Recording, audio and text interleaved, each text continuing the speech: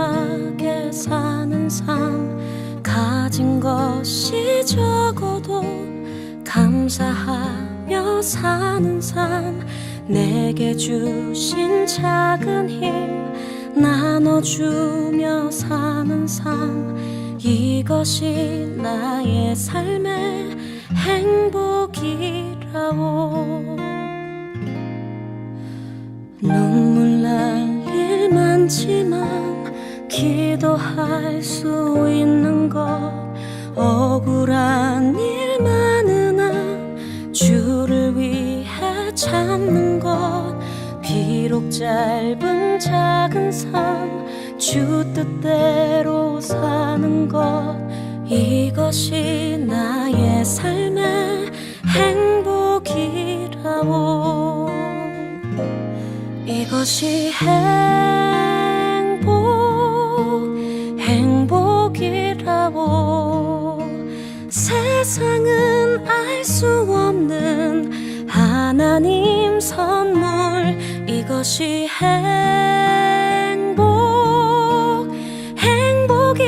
행복이라오. 하나님의 자녀로 살아가는 것, 이것이 행복이라오.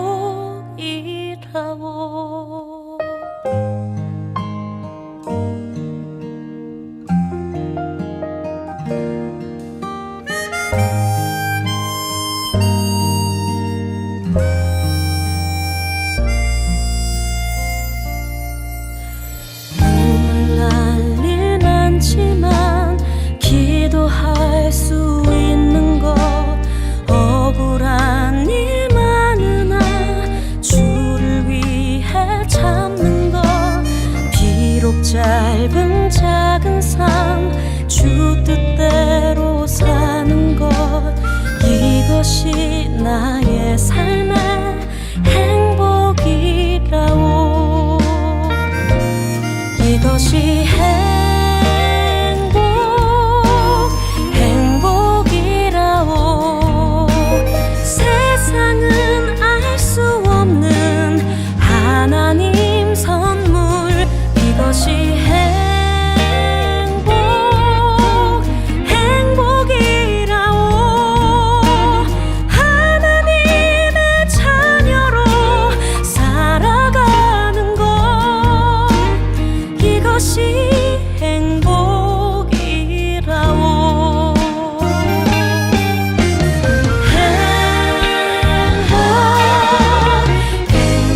행복이라오. 세상은 알 수 없는 하나님 선물, 이것이 행복이라오. 하나님의 자녀로 살아가는 것, 이것이 행복이라오.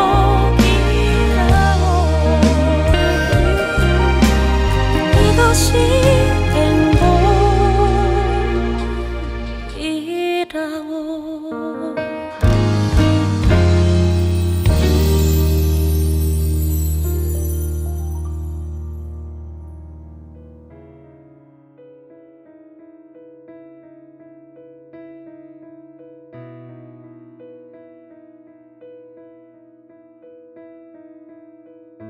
이날 곧 안식 후 첫날 저녁 때에 제자들이 유대인들을 두려워하여 모인 곳에 문들을 닫았더니 예수께서 오사 가운데 서서 이르시되 너희에게 평강이 있을지어다.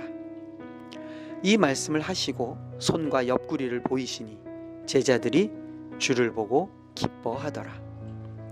예수께서 또 이르시되 너희에게 평강이 있을지어다.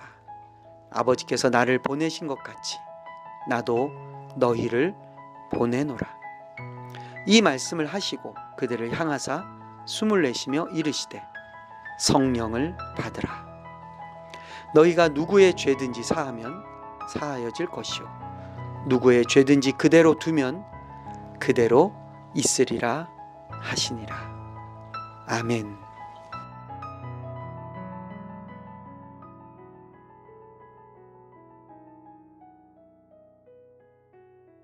안녕하세요. 동네 작은교회 김종일 목사입니다. 한 주간 편안히 보내셨는지 모르겠습니다. 지난 주일은 저희가 성령 강림 주일로 보냈고요. 오늘은 교회력에 따르면 삼위일체 주일이 되겠습니다. 트리니티 선데이라고 하는데요. 우리 기독교가 가지고 있는 하나님에 대한 중요한 이해 그리고 교리 중에 하나가 바로 삼위일체라는 그러한 이해입니다. 하나님이 한 분이시지만 하나이시지만 세 분이 계시다라는 이것이 상당히 심오하기도 하고 또 설명하기가 어렵기도 해서 때로는 종종 우리가 쉽게 도망갈 수 있는 길이 그것을 그냥 신비라고 말하면 아마 우리가 쉽게 그냥 이해하고 또 넘겨버릴 수 있는 개념이기도 합니다. 그러나 중요한 것은 성경은 분명히 하나님이 한 분이시고 하나이신 하나님이 각각 또한 세 분으로 존재하고 계신 것을 우리에게 보여주시고 계시죠. 단일신론을 가지고 있는 세계관이 있고요. 또 한쪽 극단에는 다신론적인 신앙 세계관을 가지고 있는 세계관이 있습니다. 이 삼위일체의 하나님 이해는 우리 기독교로 하여금 굉장히 풍성하고도 또 조화로운 신에 대한 이해를 우리에게 허락하고 있습니다.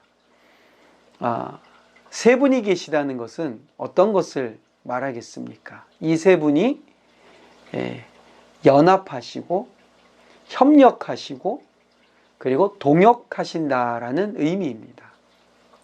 그리고 그 세 분 안에는 깊은 사랑이 함께하고 있다는 것을 우리에게 또한 설명하고 있죠. 그래서 우리 종교 가운데 이렇게 단일신론에 지나치게 경도되는 신앙의 체계를 가진 그러한 분들이나 그러한 문화는 어떻습니까? 굉장히 단일적이고 획일적이고 뭐라고 할까요? 하나 되는 강력한 힘은 있지만 반면에 어떤 것이 약합니까? 이 조화와 협력과 연합과 이런 부분에서 연약함을 보여주죠. 또한 다신론의 체계는 어떻습니까? 모든 것을 포용하고 그리고 굉장히 다원적이고 하지만은 다신론의 약점은 어떻습니까? 결국에는 분명하고 선명한 구원에 대한 이해나 책임이나 또는 이 세상을 향한 부르심에 대한 그러한 어떤 분명하고 강력한 메시지가 약한 것이 또한 다신론의 약점이죠.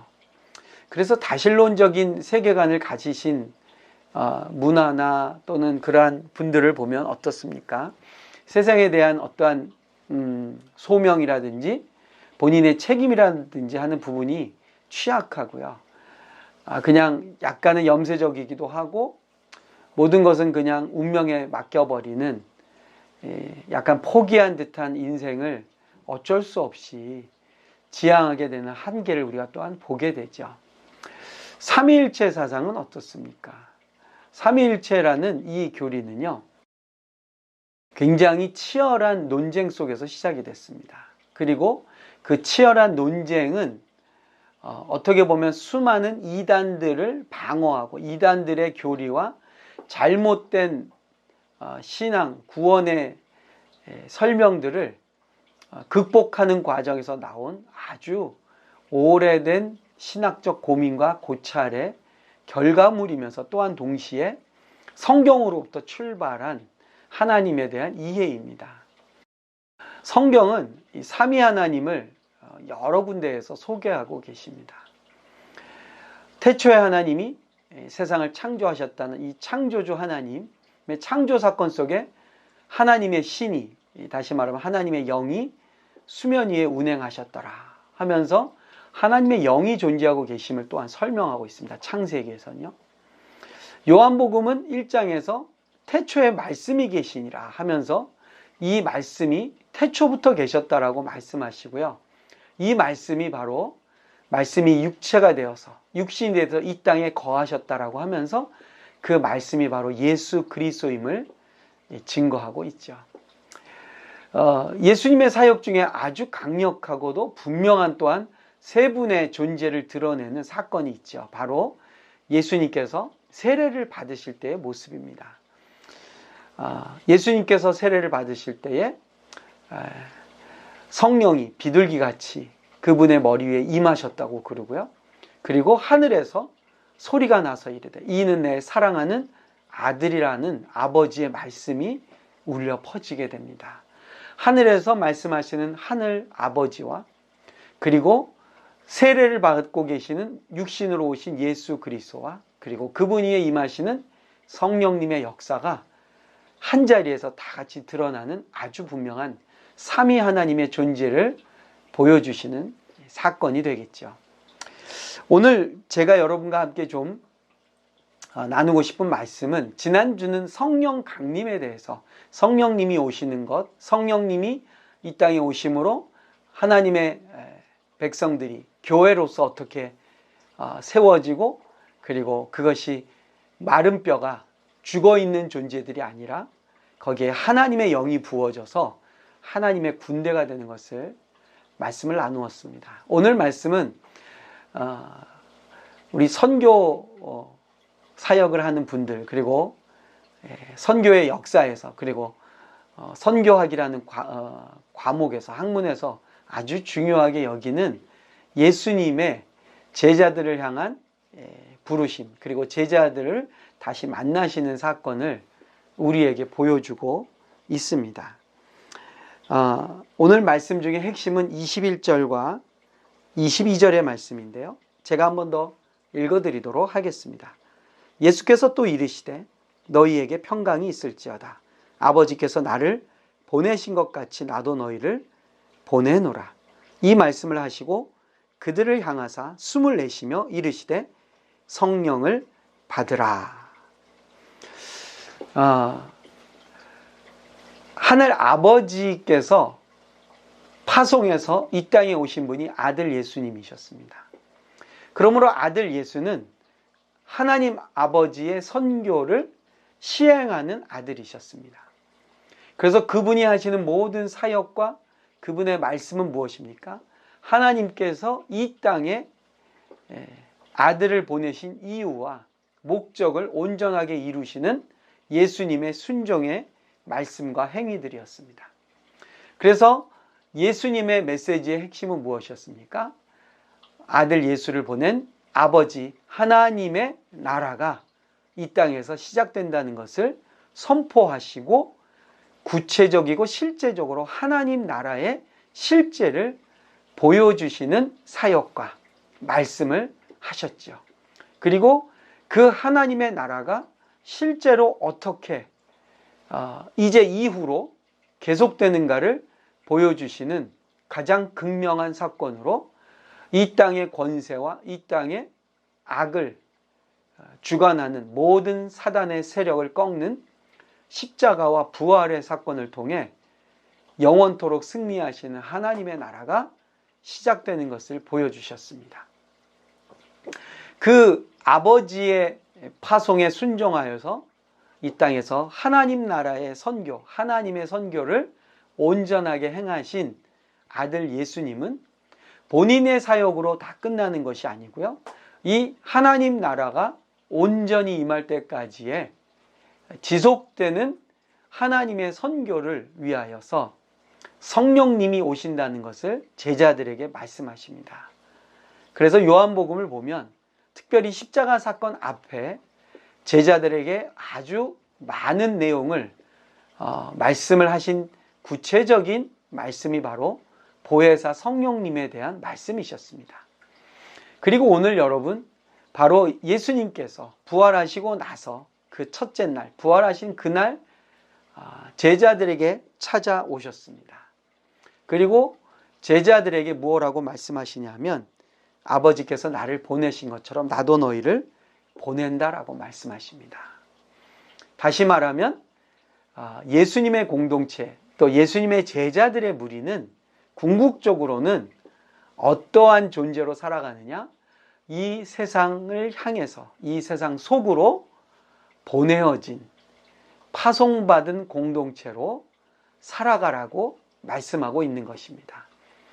예수님이 우리를 보내시고 우리를 파송하실 때는 그냥 예수님 흉내내고 또는 예수님 말씀 잘 기억하고 멋지게 살아라 정도가 아니고요. 아버지께서 아들을 보내신 것처럼이랍니다. 예수님이 우리를 보내시는 모습은 하나님이 아들을 보내신 것처럼 예수님이 우리를 보내신다는 겁니다. 그러면 하나님이 아들을 보내실 때 어떻게 보내셨습니까? 성령이 함께 하시지 않았습니까? 그러므로 아들 예수가 예수님의 제자들, 당신의 제자들을 보내실 때도 누가 그들과 함께 하시겠다는 것이겠습니까? 성령님이 함께 하신다는 것이죠. 우리 교회는요, 이런 공동체입니다. 성령을 받아서 예수님이 아버지의 뜻에 순종해서 행하셨던 하나님 나라의 실제와 하나님 나라의 비밀을 선포하고 증거하고 고백하는 공동체로, 그리고 그것이 우리의 힘이나 우리의 능력이나 우리의 재주가 아니라 성령이 함께 하시는 성령의 공동체로 그 사역에 초대받고 부름받아 파송받은 공동체라는 것이죠. 이런 면에서 보면 우리 교회의 정체성은 아주 분명합니다. 우리가 하는 일은 어떤 일이겠습니까? 예수님이 하신 것처럼 우리도 세상 속으로 파송받아서 무엇을 합니까? 하나님 나라를 선포하는 것이죠. 예수님이 하셨던 하나님의 나라는 풍성했고요, 놀라웠고요, 사람들에게 자유와 해방과 기쁨을 허락했고요. 그렇기 때문에 그 하나님 나라의 모든 현상들은 성령의 능력으로 나타나는 하나님 나라였습니다. 마찬가지로 성령으로 말미암아 파송받은 저와 여러분은 이 세상 속에 들어가서 세상이 할 수 없는, 또는 세상이 상상할 수 없는 성령의 역사를 이루는 하나님 나라를 드러내는 사역을 감당하게 될 줄로 믿습니다. 그러므로 우리는 삼위 하나님이 하셨던 선교, 삼위일체의 이 선교를 오늘 교회가 이어받아서 아버지와 아들과 성령의 이름으로 세례를 주고 제자를 삼고 그곳을 하나님의 나라로 바꿔가는 사역에 부름받은 줄로 믿습니다. 성령 받기 전에 제자들의 모습은 어땠습니까? 오늘 여기 말씀해 보니까 저들이 유대인들을 두려워하여 모인 곳에 문을 닫았다고 합니다. 저희들이 누구를 두려워했냐면요, 유대인들을 두려워했어요. 제자들은 이방인이 아닙니다. 제자들은 다 유대인들입니다. 그런데 그들이 유대인들을 두려워합니다. 그런데 성령을 받고 나니까 어떻게 됩니까? 예루살렘과 유다와 사마리아와 땅 끝까지 이르러 그 어떠한 사람들, 그 어떠한 종족들, 그 어떠한 부류의 사람들도 두려워하지 않는 사람들이 됩니다. 그것이 어떻게 가능합니까? 그들이 성령을 받아서 성령의 공동체가 되니까 유대인들을 두려워하던 이 무리들이 모든 인류를 향하여 담대히 나아가는 예수의 공동체로 변화되었다는 사실이죠. 성령 받기 전에 그들의 모습은 어땠습니까? 문을 닫고 있었습니다. 교회는 문을 걸어 잠그는 곳이 아니죠. 교회는 세상 속으로 들어가는 공동체입니다. 제가 최근에 우리 한국교회 모습 속에 가장 안타까운 모습은 뭐냐면 교회 입구마다 붙여놓은 스티커를 보고 한편으로는 안타깝고 한편으로는 의아했습니다. 여러분 잘 아시죠? 교회 입구에 무슨 스티커가 붙어 있습니까? 신천지 아웃 했습니다. 우리 교회는 신천지가 들어오는 것을 두려워합니다. 여러분, 교회는 누가 들어오는 것을 두려워하는 것이 아니고요. 교회는 세상을 향해서 복음을 들고 나아가는 것이 교회입니다. 그렇다고 해서 제가 신천지를 받아들이거나 신천지의 행위를 인정하는 것은 아니죠. 또 신천지의 잘못된 교리를 우리가 분명히 알아야 됩니다. 그러나 우리가 정말로 해야 할 일은 예배당 안에 신천지가 들어오는 것을 막는 것에 힘을 기울이는 것을 넘어서서 우리는 세상을 하나님의 나라로 만드는데 부름받은 공동체라는 사실이죠. 교회가 성령의 능력을 잃어버리고 예수의 부활을 받아들이지 못할 때 어떻습니까? 교회는 문을 걸어 잠깁니다. 교회는 두려워할 세력이 너무나 주변에 많습니다. 교회는 무서워서 공포감에 사로잡히게 되는 연약한 존재가 됩니다. 그러한 공동체, 그러한 연약한 문을 걸어 잠근 공동체에 예수님이 오셔서 말씀하십니다. 아버지께서 나를 세상으로 보낸 것처럼 나도 너희를 보낸다. 문을 걸어 잠그고 두려움에 있는 제자들에게 세상을 향해 문을 열고 나가라고 말씀하고 있습니다. 여러분, 캐톨릭의 예배를 우리가 미사라고 부르죠. 이 미사의 원래 원형은요, 미션입니다. 미시오. 다르시 말해서 우리 교회에서 드리는 예배는 결국은 무엇입니까? 미션이에요. 그 미션이란 말은 뭡니까?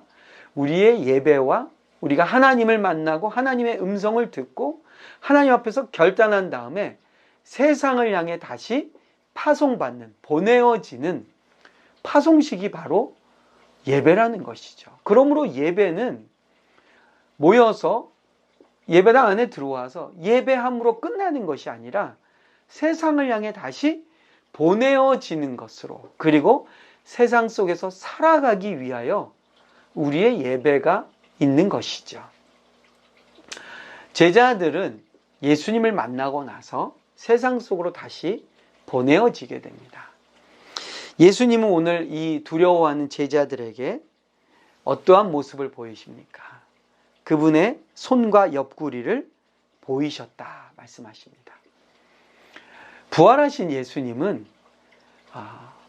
고난과 고통의 흔적을 갖고 계신 예수님이셨습니다. 여러분, 이 예수님이, 부활하신 분이 아주 매끈하게, 깔끔하게, 흉터도 없이, 그리고 정말 새하얀 피부로 완전하게 아름다운 모습으로 변화되셨으면 얼마나 제자들이 놀라면서도 행복하고 기뻤겠습니까? 그런데 예수님은 그런 모습으로 부활하신 게 아니고요. 예수님은 손과 옆구리에 고통받은 흔적을 가지고 계신 예수님으로 나타나셨습니다. 사랑하는 성도 여러분, 우리 공동체, 우리 교회는요, 부활의 흔적을 갖고 있는 공동체입니다. 예수님이 우리의 주와 그리스도가 되신 이유는 무엇이냐면 그분이 육체로 오셔서 죽음과 부활을 함께 경험하신 분이시기 때문이죠. 우리는 부활을 원하고 부활을 기대하는데 그 앞에 십자가에 대해서는 외면할 때가 많습니다. 십자가 없이 부활은 있을 수가 없습니다. 그리고 부활 없는 십자가는 허무한 것입니다. 예수님의 부활은 바로 손과 옆구리에 육체로 당하셨던 고통의 흔적을 갖고 있는 부활이셨습니다. 성도 여러분, 우리는 예수 믿고 나서 우리가 새로워졌다는 게 과거의 상처가 싹 사라져서 다 잊어버리고 과거의 아픔과 고통의 순간들이 내 머릿속에서 깨끗이 지워져서 아무런 생각이 없는 그러한 새로운 사람을 말하는 것이 아니죠. 오히려 우리의 고통의 흔적과 아픔의 상처들이 그것이 부활의 증거가 되는 공동체로 부르셨다라는 사실입니다. 그러므로 우리가 예수의 뒤를 따를 때는요, 우리에게도 여전히 십자가라는 길이 놓여져 있습니다. 그리고 그 십자가를 우리는 외면할 수 없죠. 그러나 그 십자가로 인한 우리의 상처와 흉터와 흔적들은 부끄럽거나 창피하거나 숨기고 싶은 모습이 아니라 우리가 부활했음을 오히려 웅변적으로 보여주는 영광스러운 흔적이 될 줄로 믿습니다. 성도 여러분, 그 주님께서 우리로 하여금 또다시 세상으로 가라고 말씀하십니다. 우리가 세상으로 갈 수 있는, 그리고 우리가 세상으로 나아갈 수 있는 힘은 오늘 말씀에 무엇라고 말씀하십니까? 성령을 받으라.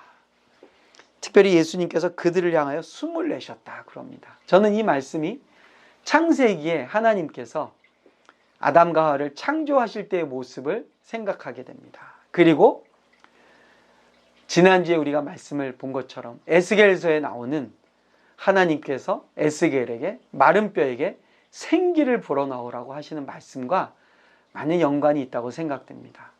마른 뼈가 살아나서 뼈와 뼈가 마주쳐지고 살이 덮이고 가죽이 덮이고 힘줄이 생겼지만 여전히 움직이지 못하는데 마지막에 하나님이 에스겔에게 무엇을 요구하시니까 생기를 넣으라고 말씀합니다.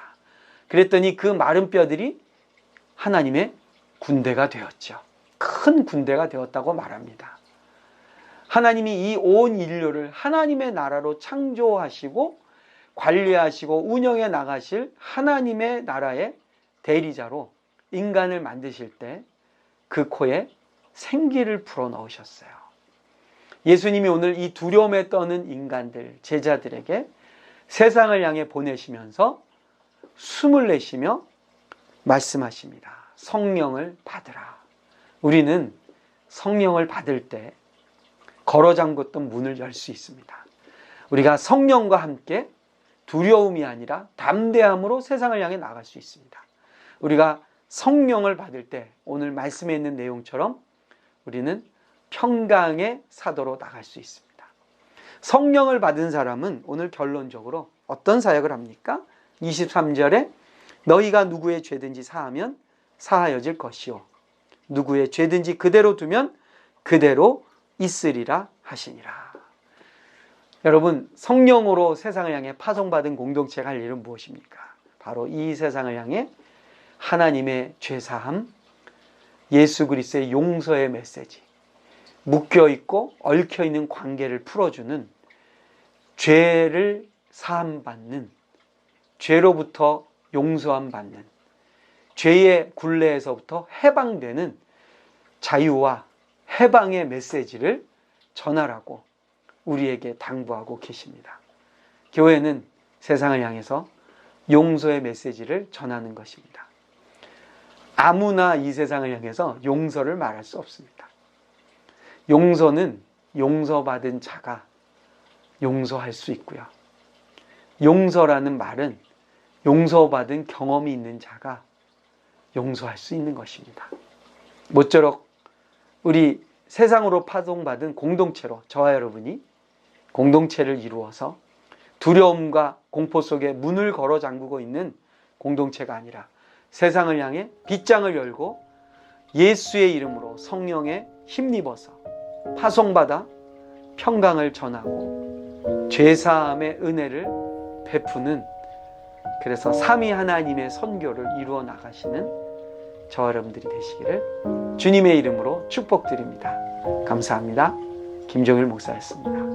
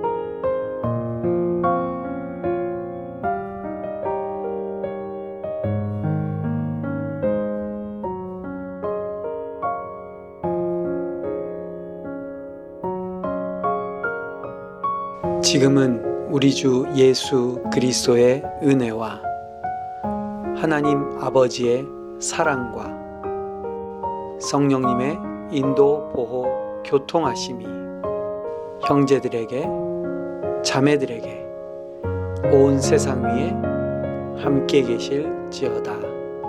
아멘.